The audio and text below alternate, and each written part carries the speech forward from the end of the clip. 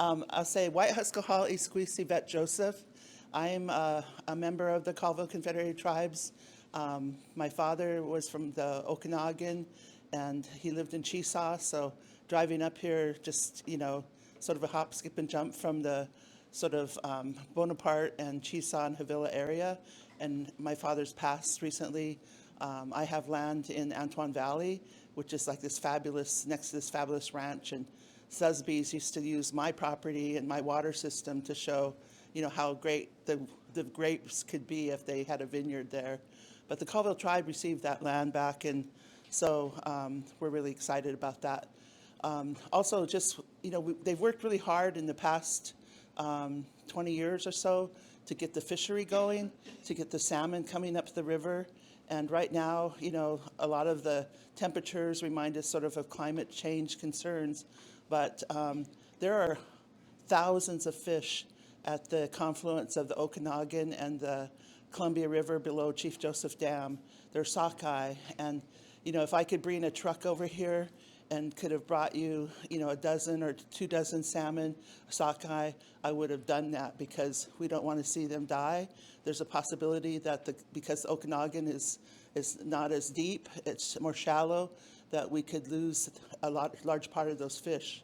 And, they're trying to make their way up the Okanagan into Smilkameen and other, tributaries, and it's just really tough. But, we're praying for them. And we've had salmon feast, and then we go out to the icicle, and we have salmon chiefs who pray for the food. And this past weekend, they prayed for the huckleberries. We have a root feast in the springtime. In the summer, at the beginning of the huckleberry hunt, there's a great root feast that happens. And so I can just tell you there's solemn prayers for our food. So, coming up here and seeing the country, it's just, very beautiful. And but I want to also acknowledge, I think there was some recognition of Patty Bailey and Gary Passmore and Cindy Marchand. Cindy was in the position that I'm in now. I was recruited to fill her seat. Cindy is on our tribal government now. She's working in the Inchelium community, and she had no opponents when she ran this first term in her growth as a tribal leader. So she's a person who practices servant leadership, and we're just really happy, to have Cindy on our council. And she chairs natural resources, and she chairs the fisheries committee. So she's in some powerful positions. So I just wanted to sort of acknowledge too Kettle Falls, which has always been sort of our salmon ground. And, myself, if you look at me, you probably think I really like to eat salmon. I do. I like sushi rolls called Death by Salmon, and also Death by Chocolate too. But there's a dessert on the Santa Ana Pueblo called Death by Chocolate. But anyway, it's my one of my joys to smoke our salmon. And I've been to Alaska several times. I've learned a lot from the Alaska natives about how they do their salmon. And my brothers are really good at wind-dried salmon too. So, but anyway, I'm just really sorry. But if you have a boat, you can get down there, you got a fishing pole, go down to Brewster, get a fish license, and I swear you'll have probably 15 fish in probably 15 minutes, because there are just hundreds of thousands of fish that are just still trying to get up the river, and we're just really scared about that. So, so be in prayer for those sockeye. But I work as trans-boundary manager. I've only been in the position since last September. Previously in my career, I've worked for both Senator Dan Evans and for Senator Dan Inouye, and I've helped to direct appropriations for him to help build environmental programs.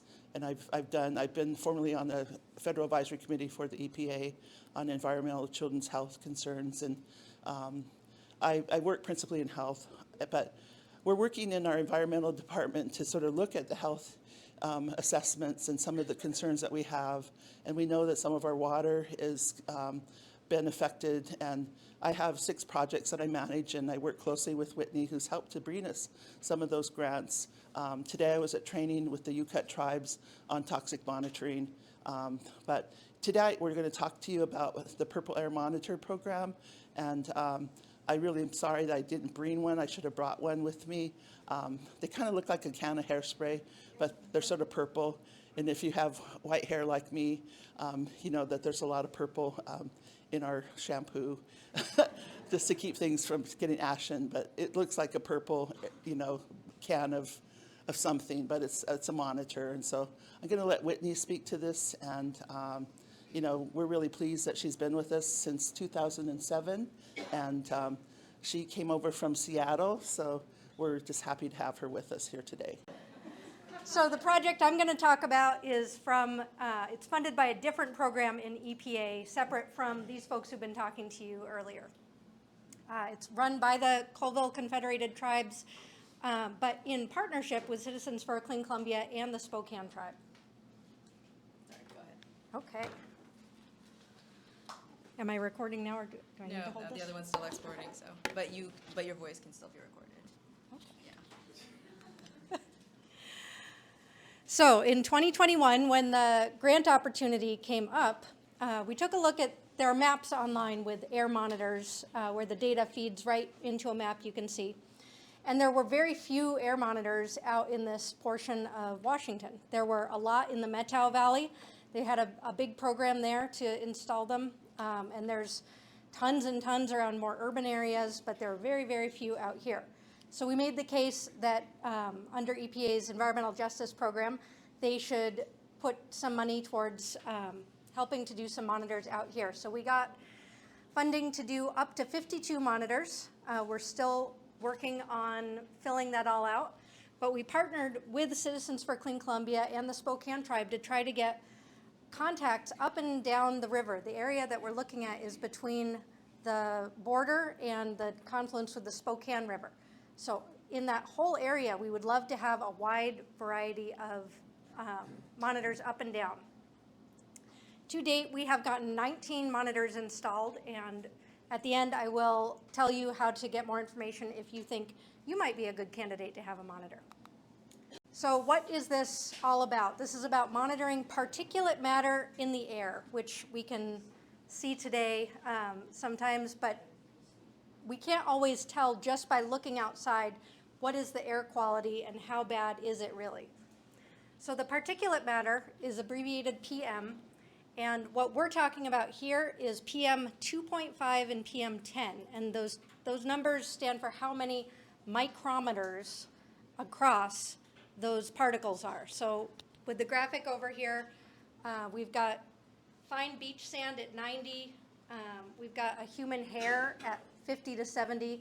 So the particles we're talking about are even smaller than that. They're the kind of things that you can inhale deeply into your lungs. The very smallest ones can even cross the barrier of your lungs and go into your bloodstream. One thing that these particles these monitors that we're using don't do is they don't monitor what those particles are made out of. So they can't tell us just instantly, is this wildfire smoke, is this a dust storm, is this from smokestacks? But they just tell us how many of these particles are in the air. So I haven't seen the ones in our stockpile. Yvette says they're purple. They're this size. They're like the size of a camping gas can, little stove. They use 2 different lasers at the same time to get 2 different feeds on what particles are there in the air. And they count the particles and store that data on a continuous basis. And the ones we use are connected to the internet, and so they're uploading that practically in real time. And then what happens with those data is they take the particle counts, they take the humidity in the air, they take the temperature and the barometric pressure, put all that together into an air quality index, which is the number that we're all more used to seeing being advertised on weather maps and things like that when we're looking at like the red, yellow, green air quality. Oh, and the last on there are a couple of the links that you can go to see some of these maps that are showing you in real time what the air quality in your area is doing. And so why does this even matter? Why should we care? There are a significant number of health risks from breathing in too many of these fine particles. The risks are highest at the two different ends of our life stage, for very young kids, for pregnant women, and then also for older people.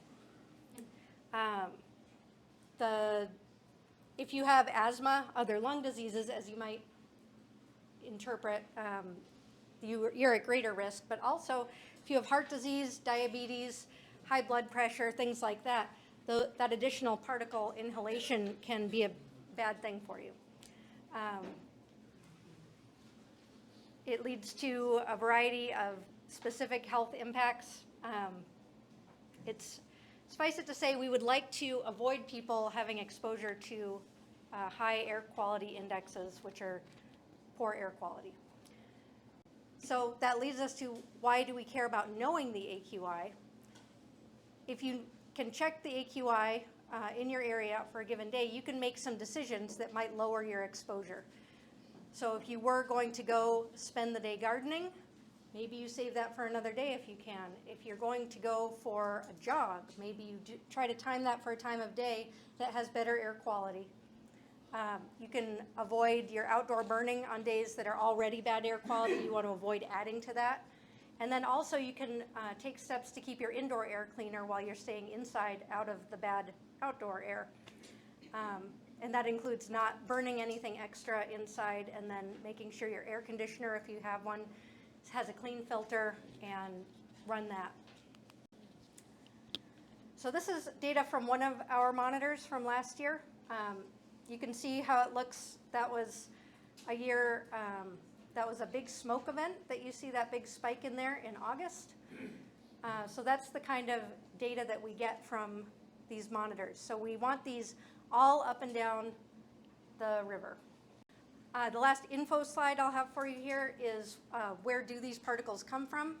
Wildfire smoke is obviously a huge one here, generally getting worse over the last 10, 15 years. More and more smoke events every year, and it doesn't even have to be fires in the area. It can be Canadian fires, depending on how the winds are circulating. But there's also wood smoke from stoves in the winter. Hopefully more and more people are getting EPA certified wood stoves that don't have as much emission, or changing to other forms of heat that don't put out those particles. There's also smokestacks from industry, and there's dust storms, which I'm sure you're all familiar with. On high wind days when the beaches are exposed, that generates quite a lot of dust, and we don't have a lot of information about how much risk that is posing to people who are living in areas where they could be breathing in that dust, especially since that dust is somewhat enriched in metals. So those are all threads that we're aiming to tease out.